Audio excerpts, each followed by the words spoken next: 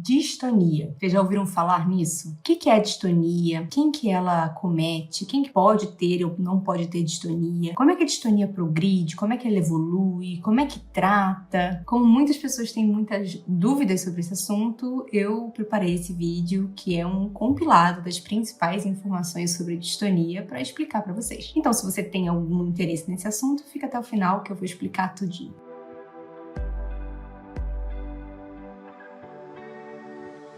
Primeiro ponto que eu queria esclarecer é que distonia não é uma doença. Distonia é um sintoma. Se essa frase pareceu estranha pra você, calma que eu vou explicar. A distonia é um sintoma neurológico. Eu vou ler aqui pra vocês a descrição oficial de distonia. Vamos lá. Distonia é um distúrbio do movimento caracterizado por contrações musculares sustentadas, ou seja, fixas, ou intermitentes, que vão e voltam, causando movimentos e ou posturas anormais e ou repetitivas. Essa é a descrição. E a distonia é um sintoma que pode estar presente em várias doenças. Então, se alguém vira pra mim e fala assim: ai, Karina, meu pai tem distonia, como é que eu posso tratar? Essa frase não me diz muita coisa. É que nem virar e falar pra mim assim: Karina, meu pai tem febre, como é que eu posso tratar? Oxe, não sei por que ele tem febre, não sei o que causou essa febre. Então a distonia, assim como febre, é um sintoma que pode ser visto em várias doenças, geralmente doenças neurológicas. Ai, Karina, mas o médico do meu filho falou que ele tem, o diagnóstico dele é distonia. Aí eu faço um meia-culpa. Nós médicos usamos muito essa palavra distonia como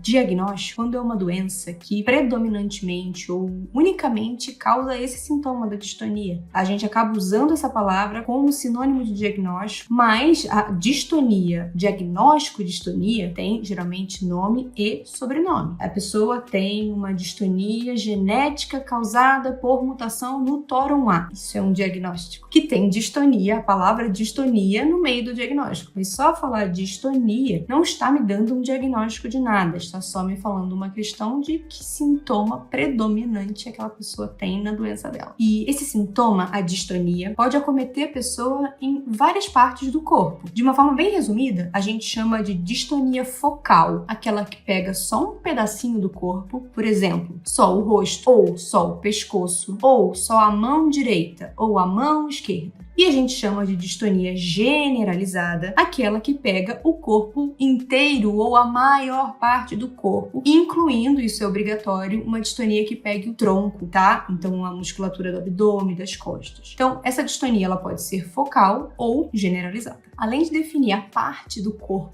que essa distonia acomete, é importante também entender a causa dessa distonia. Como eu já falei, distonia é um sintoma, não é um diagnóstico isoladamente. Então, para a gente dar um diagnóstico baseado na distonia do paciente, a gente tem que entender qual é a causa dessa distonia. As distonias podem ser genéticas, adquiridas ou idiopáticas. Eu vou explicar. Genética é quando a distonia é causada diretamente por uma mutação genética. Essas mutações genéticas geralmente são herdadas dos nossos pais ou então podem acontecer no indivíduo pela primeira vez na família. A gente chama isso de mutação de novo. Nem todo indivíduo com uma distonia genética tem história familiar de distonia, porque depende muito. Por exemplo, se a distonia é por uma mutação de novo, que é aquela mutação nova que acontece naquele indivíduo pela primeira vez. Depende, por exemplo, do tipo de herança genética daquele gene afetado. Se é um gene que precisa de 2 cópias afetadas para dar doença ou uma cópia só afetada para dar doença. E existem outras questões, paternidade incerta, adoção, que podem complicar um pouco, basear o nosso diagnóstico de distonia genética única e exclusivamente na presença ou ausência de história familiar. Mas sim, as distonias genéticas são um grupo grande que a gente deve considerar na hora do diagnóstico. Já as distonias adquiridas, elas vêm por alguma lesão neurológica que a pessoa adquire ao longo da vida. Por exemplo, uma pessoa pode se envolver num acidente de moto, estava sem o capacete, bateu a cabeça, fez uma lesão no cérebro e, como consequência, ficou com uma distonia, um sintoma neurológico que é consequência de uma lesão no cérebro. Outro exemplo, a pessoa teve um AVC, um derrame, em que uma pequena parte do cérebro dela acabou sofrendo por falta de oxigênio ou por sangramento. dependendo do tipo de derrame. E essa pessoa pode ficar com uma distonia como sequela dessa lesão neurológica. Uma criança, por exemplo, que teve o kernícteros, que ficou muito amarelinha na hora de nascer. O kernícteros, se ele for muito grave ou não for adequadamente tratado, uma das consequências dele é causar distonia. Então, a criança pode ter uma distonia secundária a kernícteros, uma distonia secundária a uma paralisia cerebral. Então, existem muitas causas adquiridas de distonia, inclusive até mesmo alguns tipos de parkinsonismo. Pessoas com atrofia de múltiplos sistemas, pessoas com doença de Parkinson podem ter distonia como um dos sintomas que aparecem ao longo da evolução da doença. Então, essas distonias que são causadas por uma outra doença são as que a gente chama de adquiridas. Já as distonias idiopáticas são um dos grupos mais comuns que a gente tem de distonia. Idiopática é um nome bonito que a gente médico dá para nós não sabemos a causa. E grande parte das distonias, a pessoa se apresenta com esse sintoma de distonia, a gente investiga, a gente não acha um motivo, nem um motivo genético, nem um motivo adquirido para a pessoa ter desenvolvido aquela distonia. A maior parte das distonias que a gente atende no consultório são distonias idiopáticas. A grande parte das distonias idiopáticas, felizmente, são distonias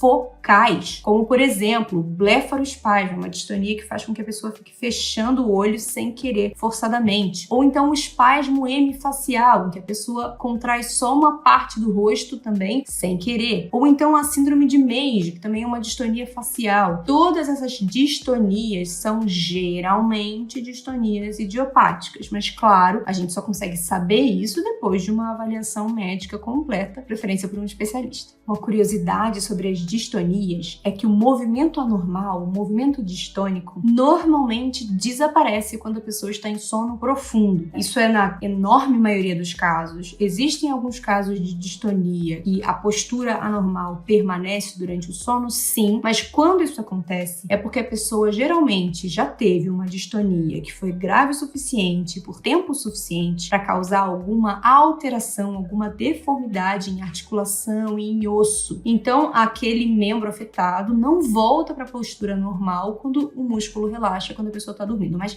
isso é raríssimo. Via de regra, os movimentos distônicos anormais desaparecem durante o sono. Outra curiosidade é o chamado truque distônico. Não são todas as pessoas com distonia que têm truque distônico, mas pessoas com distonia podem ter um ponto em que elas tocam que desfaz a distonia. Então, se uma pessoa tem uma distonia cervical é que acomete o pescoço, e a pessoa está aqui nessa posição, fica fazendo esses movimentos aqui de torção do pescoço. Às vezes, se ela encosta em algum ponto, ela não precisa fazer força, ela precisa só encostar, pronto, o movimento alivia ou até some. Isso não acontece em todos os casos de distonia, mas é uma curiosidade bem interessante. Em relação à idade de início, a distonia pode começar tanto numa criança, antes dos 2 anos de idade, quanto numa pessoa idosa. Isso vai variar muito de acordo com a causa da distonia. Se essa pessoa teve aquele kernícteros, ou se a pessoa tem alguma doença genética, dependendo da mutação, tem grande chance dessa distonia começar já na infância, antes dos 2 anos ou antes dos 10 anos de idade, mas as distonias adquiridas e idiopáticas tendem a começar mais tarde ao longo da vida, até mesmo em pessoas idosas. Então, a depender da causa desse sintoma, que é a distonia pode acometer pessoas de todas as idades. Agora, falando um pouquinho de tratamento. O tratamento é muito diferente se a gente está considerando distonias focais e distonias generalizadas. Para as distonias generalizadas, que geralmente são mais graves, a gente usa basicamente algumas medicações. O efeito, a eficácia dessas medicações não é muito maravilhoso. E a gente usa também a cirurgia de DBS, em alguns casos. Não são todos os casos de distonia que respondem bem à cirurgia de DBS. Eu vou falar um pouquinho mais sobre o assunto. Em relação às distonias focais, a primeira linha de tratamento é a aplicação de toxina botulínica, a mesma toxina botulínica que as pessoas usam para tirar ruga. Essa toxina enfraquece um pouco os músculos e, se aplicada no lugar certo, pode melhorar a distonia. A aplicação da toxina botulínica, ela deve ser feita por um profissional treinado nisso. Não é todo neurologista que tem treinamento na aplicação de toxina botulínica, porque a gente precisa primeiro identificar o músculo que a gente quer aplicar a toxina botulínica. Não preciso nem dizer para vocês, mas no nosso corpo a gente tem centenas de músculos e cada músculo tem uma função diferente. Se a gente aplica no músculo errado, a gente provavelmente não vai ter melhora daquele sintoma, que é a distonia, e a gente pode inclusive ter efeitos colaterais da fraqueza de um músculo que a gente não queria enfraquecer. Além disso, a técnica de aplicação tem que ser correta. Então, não adianta eu falar que eu quero aplicar no músculo X e na hora de aplicar, eu não tenho poder de olhar sobre a pele. Aplico no músculo Y. E aí acaba que você vai ter o mesmo problema de você não ter melhora do sintoma e você poder ter efeitos colaterais. Então, essa aplicação tem que ser feita com muito cuidado. Além disso, é importante lembrar que, infelizmente, a aplicação da toxina botulínica não dura muito tempo. A toxina botulínica é, como o nome diz, uma toxina. E o nosso corpo reconhece ela como uma toxina. Então, quando a gente injeta, ela tem o efeito dela, mas o nosso corpo começa, já naquele momento, a combater as moléculas de toxina até eliminá-las completamente. E aí, com isso, o paciente tem uma perda do efeito que ele teve com a aplicação de toxina. Então, é uma aplicação que precisa ser repetida a cada entre 3 e 6 meses no máximo. Já falando um pouco mais da cirurgia de DBS, né? Para quem não conhece,